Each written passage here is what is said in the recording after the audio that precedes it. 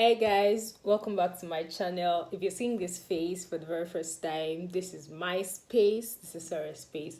Kindly subscribe, share, comment, like, tell a friend to subscribe to my channel and become a family member ASAP.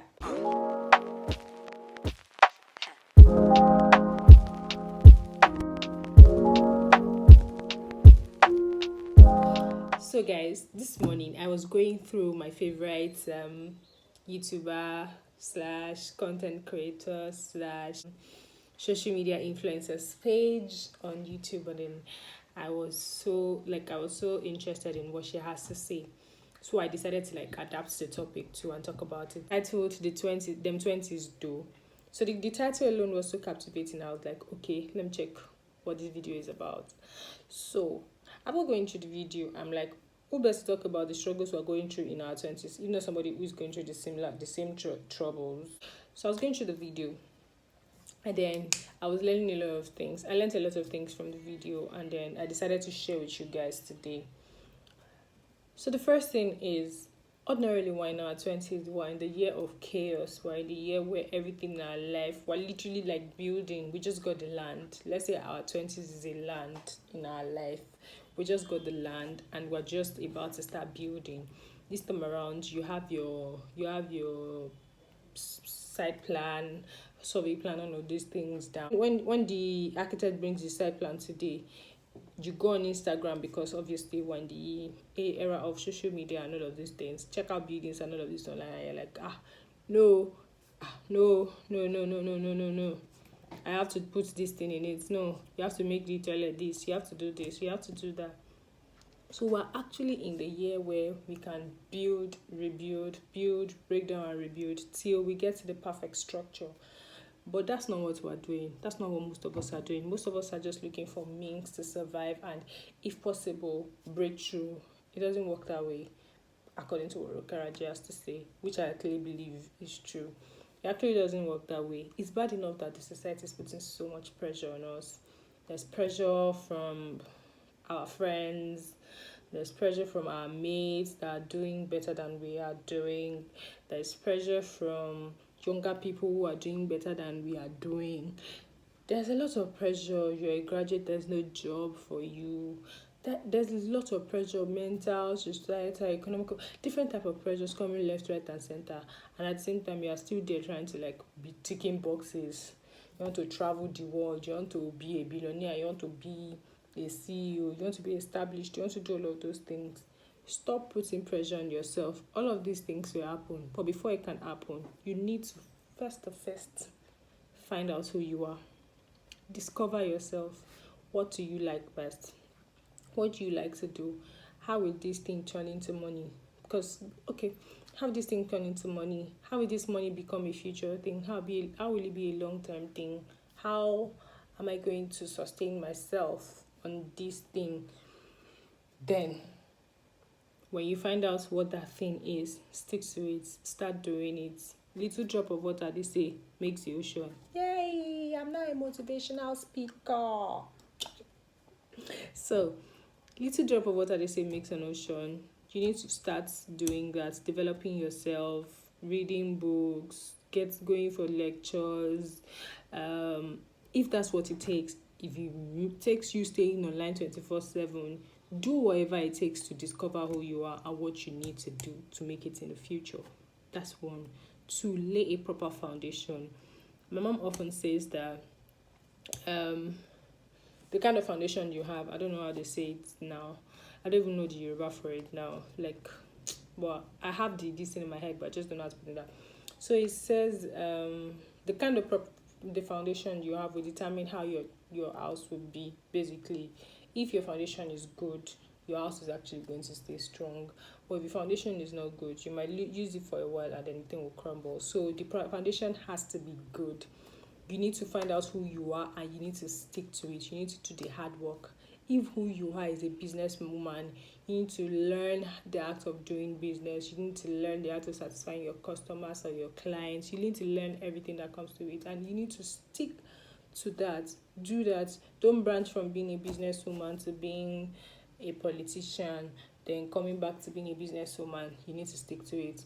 Although now that we're in our 20s, for example, me, I'm a YouTuber, I'm a legal practitioner, I'm a agent, I'm a this, I'm a that. Like, I literally want to just dabble into anything I see. I want to be a model, I want to be an actor, I want to be an OAP. Literally. It means that we lack focus. Yes, I can't even deny that. We lack focus. We know what we want, but at the same time, we actually don't know what we want. Yeah, we don't. So we need to actually find out who we are, what we need to do for ourselves. Then we need to avoid envying others, because envying others can put you in trouble. It can. Let me give you an example. So while I was in the uni, a couple of friends and myself used to work for a company, and then I used to see myself as an influencer back then. I would post stuff online and get money for it. I would do like maybe 10 or 50 tweets and get money. Good money back then. That's what influencing is anyways. So that was it. And then at some point, I just relegated. I wasn't as constant. I wasn't as up to date as other people were. And I see other people doing it. I just sometimes do it for fun. Sometimes I just lose interest. Basically, I lost interest and then I was out. Before I knew it, I was out. There wasn't a time I wasn't on Twitter for like a couple of years, and then it was just it. And then by the time I was back, my friends who stayed in the struggle, who were always with their phone doing this and doing that, they're now big people. That when I look back, I'll be like, but we started this thing together. Now you're big. So they're now big people. If I say because I dropped out from this thing and now envy them, probably would be in a lot of trouble right now. But I realized that that's what they want to do. I'm doing what I want to do, and it's fine. We're all not going to do the same thing, and we're not going to make it from the same thing, but we're all definitely going to make it. That's one thing I know. So you have to believe in that. You need to avoid envying people. Then you don't need to put so much pressure on yourself, because I've said this earlier. You don't need to put so much pressure on yourself. Struggle, do the right thing, pray if necessary, ask for advice if necessary, research if necessary, because it's definitely necessary. But all in all, have a focus and be dedicated to what you have found out. With all these few points of mine, I want to convince and not to confuse you that in your 20s, enjoy yourself. Do everything that will make you happy. Explore. If you have money to travel, travel. If you don't have money to travel to long distance, travel your short distance. If you have the time to party, party. If you have the time to drink, drink. If you have the time to do whatever makes you happy in your 20s, because the moment you get into your 30s, real life begins at 30, as far as I'm concerned. You get to start planning to get married. You get to start planning to have kids. Then, when you have those things, if those things are already in the pipeline, you're no longer thinking of yourself alone. You're now thinking of other people. But in your 20s, is your year of being selfish. Think about yourself alone. Think about how to better your life. Because when you are in your 30s, it's another ball game. It's a different ball game. This time around, you have to start thinking of other people, thinking of your husband, thinking of your kids, thinking of this, thinking of your family members, thinking of that. Before it becomes so much pressure, you should have enjoyed yourself. You should have done all of those things that you think will be freaking you out in the 30s. Do them. As far as I'm concerned, I think I've done most of the things that I've taken out the enjoyment. I no longer enjoy being in a rowdy place, because being there, done that. I no longer enjoy a lot of things I used to, because being there, done that.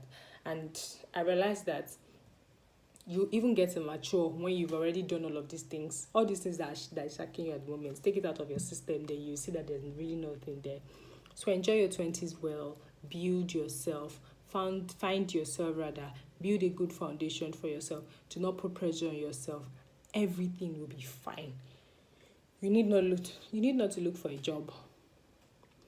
If you have found yourself, you know exactly what you should do. Although finding yourself might be really, really hard, but if you put time to it, put your mind to it and dedicate yourself to it, you should be able to do it. Thank you very much. Thank you very much for attending my TED Talk. Recap. Enjoy your 20s. Live life to the fullest. don't put too much pressure on yourself, because your 30s are there to put so much pressure on you. Find yourself. Don't worry about ticking those boxes, because eventually, whether you like it or not, those boxes will get ticked. The best of the best thing is put fun things on your bucket list and fulfill them. 20s should have bucket lists like going skydiving, skinny dipping, partying, getting drunk, while finding out who you are and preparing yourself for your future. I did not just say play away with your 20s, so I'm saying enjoy your 20s, but don't put too much pressure on yourself. Thank you very much. Thank you for coming to my rambling session.